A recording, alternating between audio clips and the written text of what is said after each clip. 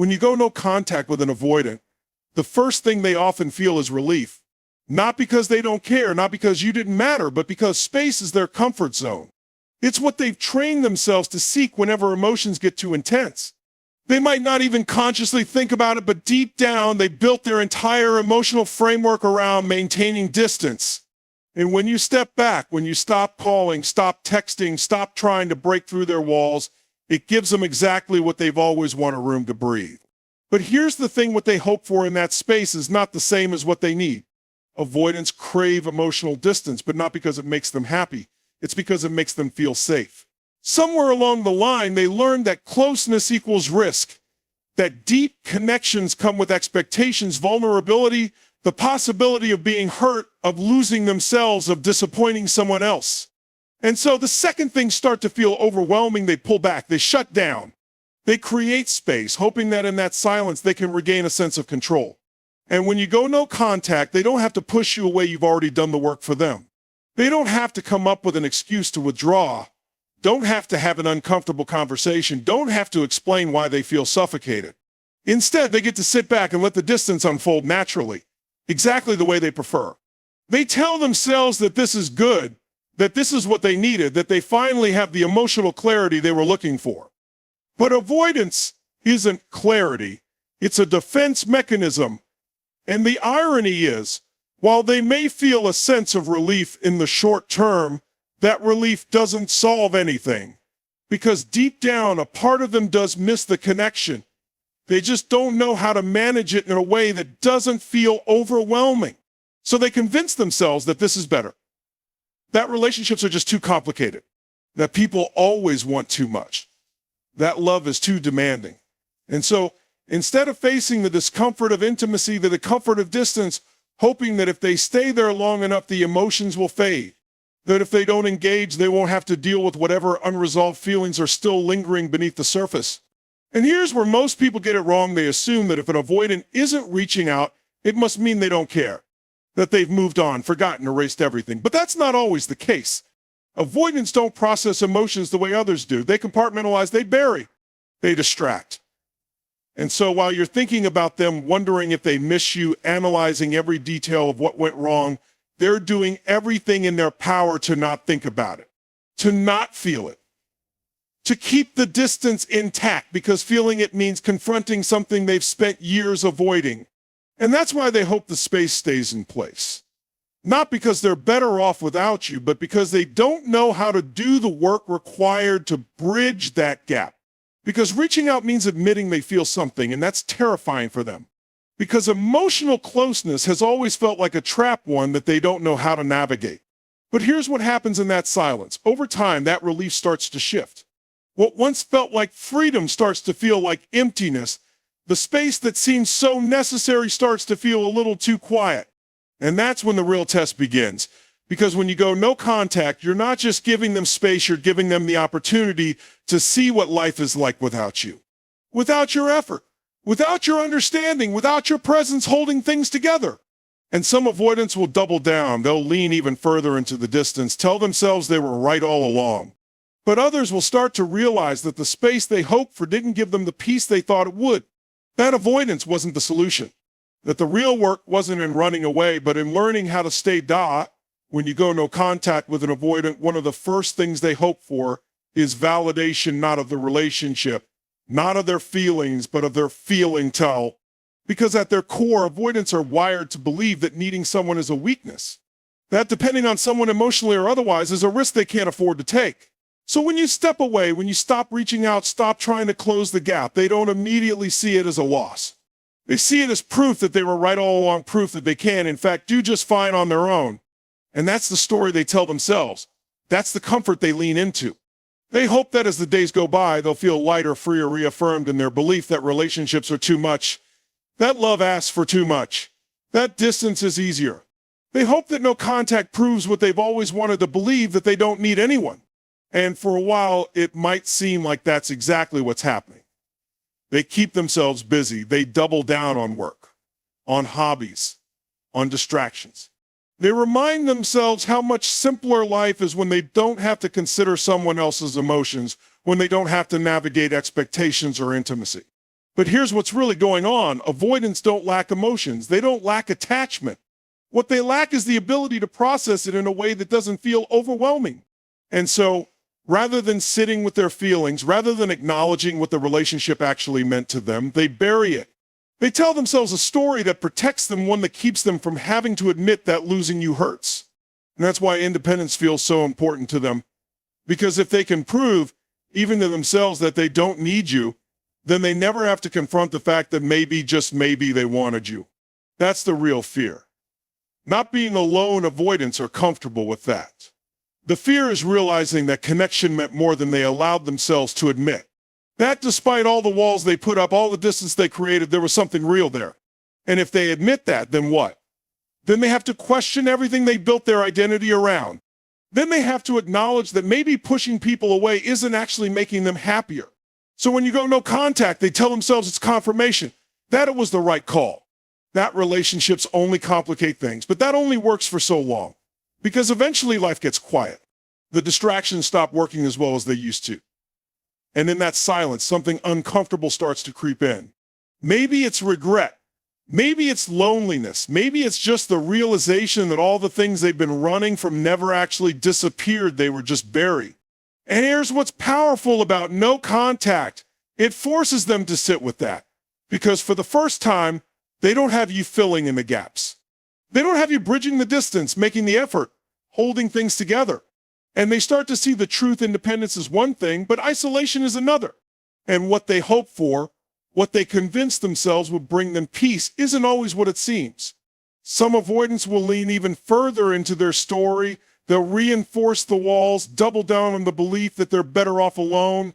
But for others, that space, that silence becomes a mirror. And in that reflection, they start to see that maybe the thing they've been avoiding the most isn't closeness, it's themselves. When you go no contact with an avoidant, they don't sit there processing the loss like someone with a secure attachment might. They don't immediately reflect on what went wrong or dive into their emotions to understand them. That's not how they operate. Instead, they do what they've always done. They shut down. They numb. They tell themselves they don't feel anything at all. And in a way, they hope for that. They hope that if they create enough emotional distance, if they distract themselves long enough, whatever they felt for you will just fade away. Because that's how they've learned to survive. They don't deal with emotions, they suppress them. They compartmentalize, push them to the back of their mind, and bury them under work, hobbies, casual interactions, anything that keeps them from having to actually sit with what they feel. Because to an avoidant, emotions aren't something to embrace. They're something to escape from. And so when you stop reaching out, when you disappear from their life, they don't immediately react the way you might expect. They don't chase. They don't show signs of missing you. On the surface, it looks like they've moved on effortlessly, like they don't care. And that can be frustrating because you wonder, did I mean anything to them? Did the connection matter? But what's happening beneath the surface is far more complex than what they're willing to admit even to themselves. See, the thing about avoidance is that it's not a lack of emotion. It's a lack of emotional regulation. It's a defense mechanism, one they built a long time ago to protect themselves from pain. So rather than letting themselves feel sadness, grief, or a longing, they shut it off. They numb it. And for a while it works. They throw themselves into their routine. They focus on their own space. They convince themselves that life is just easier this way. But here's what no one tells you. Numbing isn't the same as healing. Just because they don't acknowledge their emotions doesn't mean those emotions don't exist. They do. They just get buried. And when something is buried, it doesn't disappear. It just waits. It waits for a quiet moment, for a trigger, for something to break through the walls they built. And that's when things start to shift. Because at some point, when the distractions fade, when the initial relief of space starts to settle, something else begins to creep in. Maybe it's a random memory that hits them when they least expect it. Maybe it's a feeling of emptiness that they can't quite shake. Maybe it's the realization that while they thought they wanted space, it doesn't actually feel as good as they hoped. And that's when they come face to face with something they've spent their whole life avoiding their own emotions.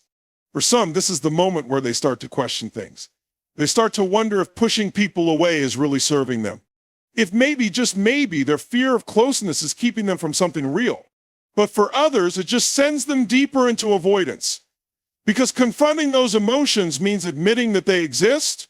And if they exist, then everything they've been telling themselves, their belief that they don't need anyone, that they don't care, that they're fine on their own, starts to fall apart.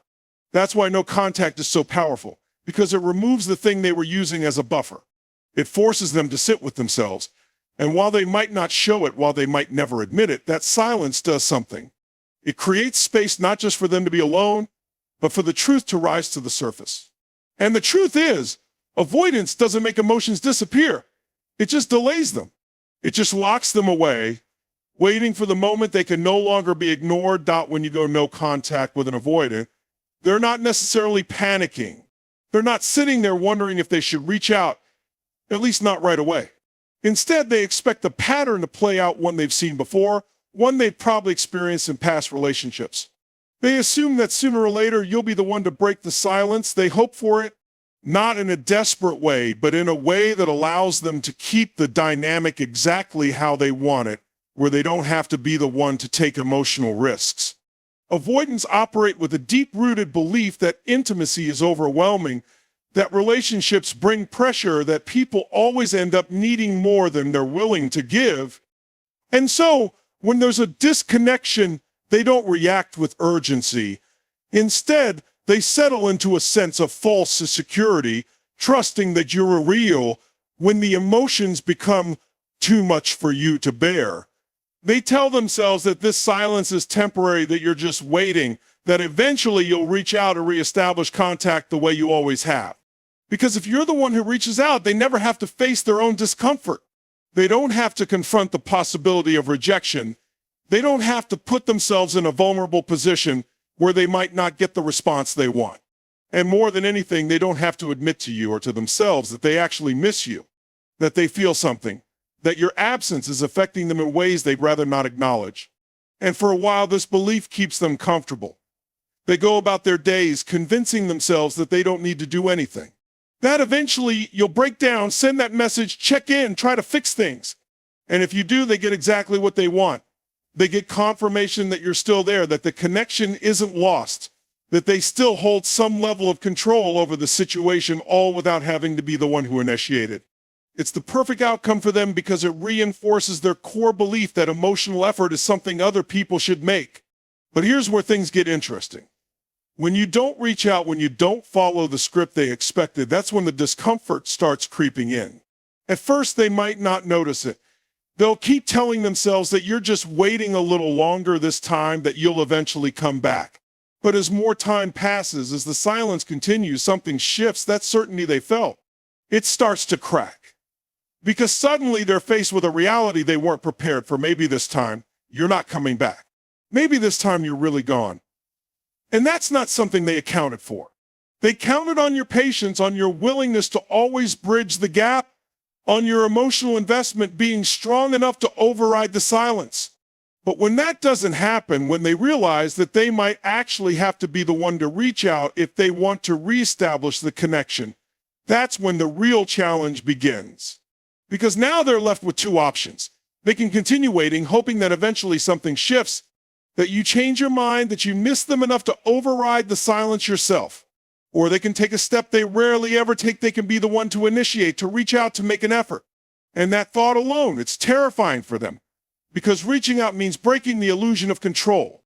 It means exposing themselves to rejection. It means admitting that they care, that your absence does impact them, that they don't feel as unaffected as they wanted to believe. And that level of vulnerability is something they've spent their whole lives avoiding. So they hesitate. They convince themselves that maybe waiting a little longer is the best move. Maybe you just need more time. Maybe if they hold out long enough, you'll eventually do what they expect you to do. But as more time passes, as the silence stretches on, they start to feel something new, uncertainty. And that uncertainty is dangerous for them. Because avoidants thrive on predictability. They thrive on knowing exactly how things will play out, on feeling like they have a sense of control over their emotional world. But when you go no contact and don't come back, that control slips away. And in that space, they come face to face with the reality they were never ready to accept, that maybe, just maybe, the distance they thought they wanted what they wanted at all. When you go no contact with an avoidant, they don't just sit there replaying events with clarity. They don't reflect on what went wrong the way someone with a secure attachment might. Instead, they do something subtle but incredibly powerful. They start rewriting the narrative in their mind. They don't do this to be malicious. They don't do it because they want to hurt you. They do it because it's how they protect themselves. Because avoidance isn't just about creating distance from people, it's about creating distance from their own emotions, from their own role in the dynamic, from any sense of responsibility for what happened. So they start crafting a story, one that justifies why the relationship didn't work, why the distance was necessary, why you leaving or them pulling away was inevitable. And this isn't just a passive process, it's deliberate. It's survival. Because if they can reshape the way they see things, if they can convince themselves that you were too much, that the relationship was too demanding, that it was never going to last anyway, then they never have to face the harder truth, the fact that maybe, just maybe, they had a part to play in why things fell apart. This is what avoidants hope for when you go no contact. They hope they can rewrite the past in a way that protects them, in a way that allows them to move forward without feeling like they lost something, without feeling like they made a mistake. Because accountability is uncomfortable. Admitting they could have done more, that they could have leaned in instead of pulling away, that they could have faced their fears instead of running from them, that's the kind of realization that threatens everything they believe about themselves. And so, instead of processing it, instead of acknowledging that they miss you, that they regret certain things, that maybe their avoidance caused more damage than they intended, they tell themselves a story where everything unfolded exactly as it was supposed to. At first, this rewriting of the past happens subtly. Maybe they tell themselves they weren't really that invested in the relationship to begin with. Maybe they convince themselves that you were asking for too much, that you had unreasonable expectations, that they were just reacting to your intensity. And if you were the one who initiated no contact, they might even frame it as proof that you were never truly committed, that you gave up too easily, that they were right to keep their guard up all along. And the more they repeat this narrative, the more they believe it. Because once they commit to a perspective, once they lock into a belief, it becomes the foundation they stand on. Because the alternative, admitting that they actually cared, that your absence does affect them, that they may have pushed away something valuable, is too uncomfortable. It forces them to face parts of themselves they're not ready to confront. But here's the irony. The very thing they're trying to avoid, the pain, the loss, the regret, it doesn't actually disappear. It lingers beneath the surface. It waits. Because no matter how much they rewrite the story, no matter how much they try to convince themselves that the distance was the right move, their emotions don't actually vanish. They just get buried. And buried emotions have a way of creeping back up, usually when they least expect it. Maybe it's in the quiet moments when distractions aren't enough, when they're lying awake at night and memory of you surfaces uninvited. Maybe it's when they see something that reminds them of the relationship, and for a split second, that carefully constructed narrative cracks just enough for the truth to slip through. Maybe it's when they realize that no matter how much they try to rewrite the past, they can't change the fact that you're gone and that a part of them wishes you weren't. But by then, the question becomes, what do they do with that realization? Some avoidants will fight it. They'll double down on the story, reinforcing the belief that they were better off, that they made the right choice, that the past is best left behind. But others will start to feel something different. Not just the loss, but the weight of their own avoidance. The recognition that maybe rewriting the past wasn't about the relationship at all, it was about protecting themselves from the truth they were never ready to face. When you go no contact with an avoidant, there's something they're hoping for that's deeper than just moving on, deeper than justifying their choices. They hope that time will take care of everything for them. That if they just wait long enough, if they just distract themselves enough, if they just keep moving forward without looking back, then eventually, whatever emotions they haven't dealt with will simply fade away. Because here's the thing, avoidants don't process emotions the way others do. They don't sit with their feelings, work through them, and come to a place of clarity. They don't confront loss head on. Instead, they bury it. They compartmentalize. They tell themselves that if they can just avoid feeling something long enough, it'll stop existing altogether. So when you go no contact, they don't initially feel a sense of urgency to do anything about it. They don't rush to fix things, to talk things out, to seek closure. Instead, they hope that with enough time and distance, the emotional weight of the situation will simply dissolve. That whatever they're feeling, the regret, the uncertainty, the loss will take care of itself. And for a while, that strategy seems to work. They throw themselves into their routine. They focus on work, on hobbies, on anything that keeps their mind occupied. Maybe they even convince themselves that they've successfully moved on. Because avoidants don't just avoid relationships, they avoid discomfort. And if they don't feel the discomfort, they assume it's gone. But time doesn't heal wounds that have never been acknowledged. Time doesn't erase emotions that have only been suppressed. It just postpones the inevitable. And eventually something happens. Maybe it's a trigger, an old memory, a familiar place, a song that reminds them of you. Maybe it's a moment of stillness when the distractions aren't enough to keep the thoughts from creeping in. Maybe it's just a realization that despite all their efforts, something still feels unfinished. Because avoidance isn't healing. It's delaying. It's pressing pause on emotions instead of working through them. And when those emotions finally resurface, they're often stronger than before because they were never truly dealt with in the first place. This is when they start to feel the weight of the silence in a way they didn't expect. At first, they may brush it off, telling themselves it's just a passing thought, that it doesn't really mean anything. But the more they try to push it down, the more it lingers. Because deep down, whether they admit it or not, they know that something was left unresolved. And now they have a choice. They can continue pretending it doesn't affect them, continue distracting themselves, continue hoping that more time will do what the last few weeks or months didn't. Or they can finally face what they've been running from. For some avoidants, this is the moment where they finally acknowledge the role they played in the disconnect. The moment where they realize that their patterns of pushing people away, of avoiding emotional depth, of refusing to be vulnerable, aren't actually serving them. And for the first time, they start to question whether their instinct to withdraw is really protecting them, or if it's just keeping them from experiencing real connection. But for others, this is where the cycle continues. They bury the feelings deeper, telling themselves that it's in the past, that it doesn't matter, that they're better off not thinking about it. And they might succeed for a while, but unprocessed emotions don't disappear. They show up in future relationships, in the patterns they keep repeating, in the loneliness they refuse to acknowledge. And that's the real cost of avoidance, not just losing people, but losing themselves in the process. Because every time they suppress something real, every time they refuse to confront what's actually happening inside them, they reinforce the very thing that keeps them stuck, this belief that emotional detachment is the same as strength. But it's not. Real strength isn't in avoidance. It's in facing what's uncomfortable. It's in choosing growth over fear, and until they're willing to do that, no amount of time will ever truly make a difference.